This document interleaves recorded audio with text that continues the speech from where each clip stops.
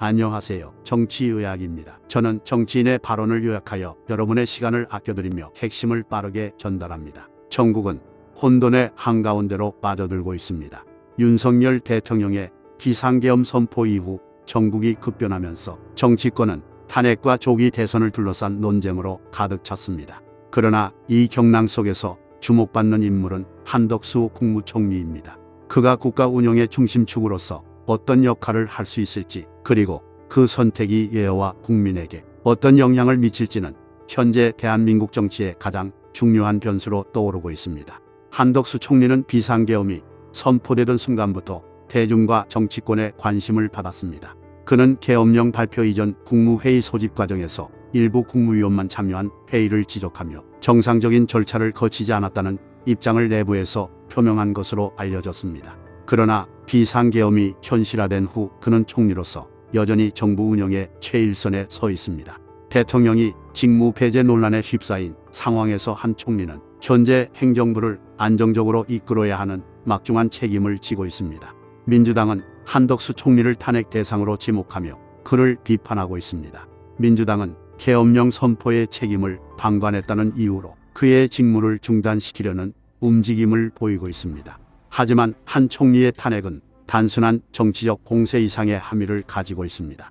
만약 그가 직무에서 배제된다면 행정의 공백 상태가 심화될 수 있습니다. 현재 대행체제 하에서 국무총리의 직무는 최상목 경제부총리가 이어받게 되는데, 민주당이 최 부총리마저 탄핵하려 한다면 행정의 기능은 사실상 마비될 가능성이 큽니다. 이러한 정치적 계산이 국민의 삶에 미칠 영향을 간과할 수 없습니다. 한덕수 총리의 상황은 민주당에게도 큰 숙제를 안깁니다.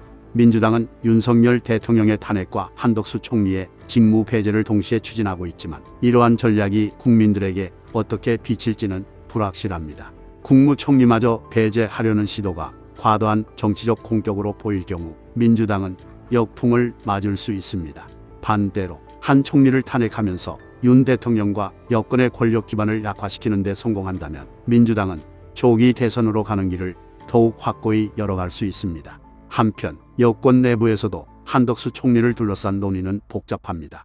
그는 윤석열 대통령의 직무 배제 논란 속에서 국정 운영의 중심에 섰지만 대통령과의 관계에 대한 의문도 제기되고 있습니다. 대통령이 여전히 군 통수권을 포함한 일부 권한을 행사하고 있는 상황에서 한덕수 총리가 독자적으로 행정의 안정성을 유지할 수 있을지에 대한 회의적 시각이 존재합니다. 더군다나 여권 내부의 갈등이 심화되면서 한 총리는 여당의 협조를 이끌어내는데 어려움을 겪을 가능성이 큽니다. 한덕수 총리의 리더십은 지금의 혼란 속에서 시험대에 올랐습니다.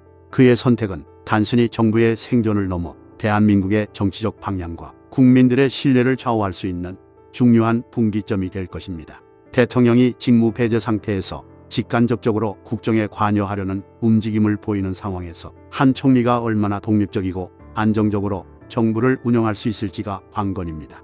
이 혼란 속에서 한덕수 총리는 자신만의 길을 찾아야 합니다. 민주당이 요구하는 탄핵 논의와 여권 내부의 압력 사이에서 그는 행정부를 안정적으로 이끌고 국민들의 신뢰를 얻는 과제를 해결해야 합니다. 이러한 상황이 단순히 정치적 논리와 계산을 넘어 국민들의 삶에 직접적인 영향을 미친다는 점에서 한덕수 총리의 선택은 매우 중요한 의미를 갖습니다. 그가 어떤 방향으로 나아갈지는 현재의 전국을 넘어 향후 대한민국 정치의 향방을 결정짓는 열쇠가 될 것입니다. 앞으로도 신속하게 새로운 정치 정보를 요약하여 분석하는 데 힘쓰겠습니다. 구독, 좋아요, 알림 설정 부탁드립니다.